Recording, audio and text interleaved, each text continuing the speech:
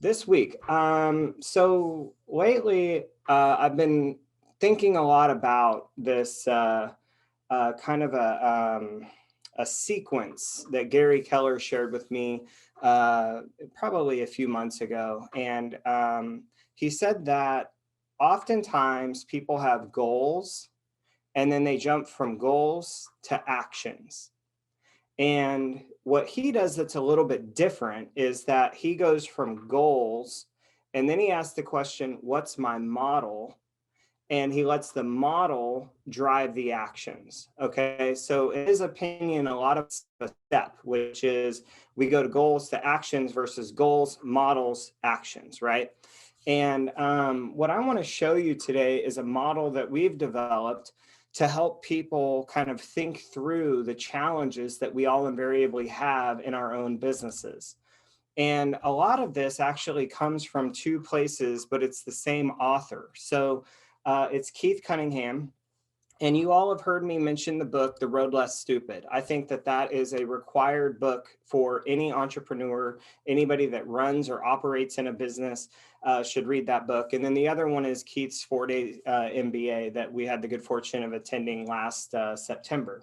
So invariably, we're going to run into challenges, right? Now, the first thing is that when you're looking at Keith's analogy, he uses the Wizard of Oz, which I think is really great because he says that, you know, if you think of what happened in that movie, Dorothy comes out of Kansas and she gets plopped down in Oz and she has a goal. Now, the goal is to get home, right? That's her goal. And in order to do that, she's got to get to the wizard. And so if you look at her plan, the plan is to follow the yellow brick road, right? And then she recruits her team, her executive team, which are the scarecrow and the tin man and the lion. And invariably, she runs into an obstacle, which what we would call the Wicked Witch of the West, right? And so, what I want you to hear is a model today for how to move through challenges, problems, the wicked witches of the West that keep you from getting to your goal. Okay. So, the first thing is understanding the true problem identification. And you guys have heard me read this quote, but it's worth mentioning again. This comes from The Tribe of Mentors with Tim Ferriss. It's on page 232. I know I'm a broken record with this, but it's Brene Brown. And here's what she says. Problem identification is always a sound investment of time, money, and energy. Einstein said, if I have an hour to solve a problem, I'll spend 55 minutes thinking about the problem and 5 minutes thinking about the solutions. It feels uncomfortable to spend time and resources trying to figure out exactly what the problem is. We want to jump to fixing way too fast. Most of us are plagued with action bias and struggle to stay in problem identification. I've found that getting clear on what's wrong and why it's a problem is the best investment you can make at home or at work.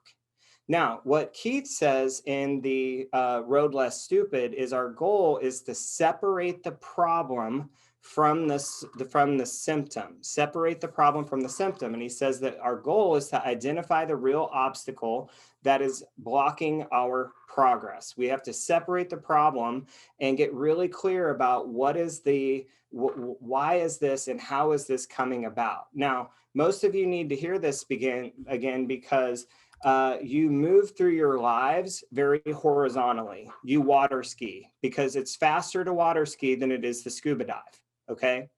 But whatever is getting in your way, whatever is keeping you from getting to your goal, whatever is keeping you from getting to Oz, I want you to get really clear about what the real problem is. So once you've done that, then the essence of the Road Less Stupid is this thing called thinking time. And thinking time is when you write a big question at the top of a page of paper, and then you set a timer, 15, 20, 30, 45 minutes in a distraction-free environment. And what you do is your absolute best to answer that question. Now, if we're looking at this obstacle, I had a call last week with somebody, and he was talking to me about this agent on his team and how the agent on the team wasn't doing the activities in order to hit her goal. And he was really frustrated with her and couldn't figure out what the issue was. And so he was ready to just let her go. And I said, well, why don't you go to her and ask her, number one, if she's even aware that she's not hitting the goal? And number two, run her through the formula, performance equals potential minus interference, and let's figure that out. Well, turns out her husband was just deployed because he's in the military, and she's struggling with balancing, having children and this career and all these things. And he didn't know any of that was going on.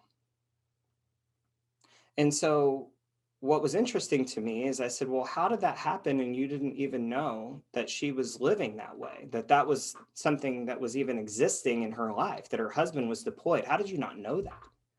And he said, well, I guess I'm not as connected to the people in my organization as I thought I should be. I said, okay, so there's the real problem. The real problem is that you don't have perspective because you don't have connection. And so the question that we design, see, the question is the way that we overcome the obstacles. So here's the question that we designed for him. How can we consistently connect with our people and engineer an environment of culture and productivity while having fun? How can we consistently connect with our people and engineer an environment and culture of productivity while having fun? So what we did is we took the problem, we identified the real problem, we turned it into a question, and then he brought back his answers from his thinking time session, and those answers formed a plan. And so the plan is now what we're running, and he's accountable to the plan via me in order to execute on it. So what I want you to see is a model here. So one, what's the obstacle? What's getting in our way? But remember, that's the symptom. Number two, what is the question that when answered engineers the solution to the problem? And when we create that and answer that question, that's the plan, right? And then how am I going to be held accountable to that plan? Now, this works in any area of your life.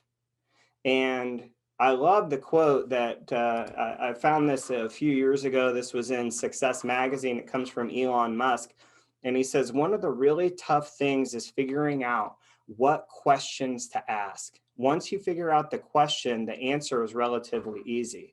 Remember, we live in an information-rich environment. The answers are there.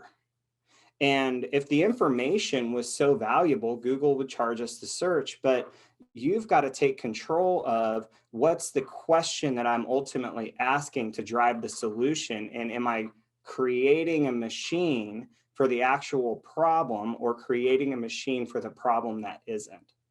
So just to recap that: symptom, real problem, question, plan, accountability. And right there is how you can overcome any obstacle that stands in between you and Oz.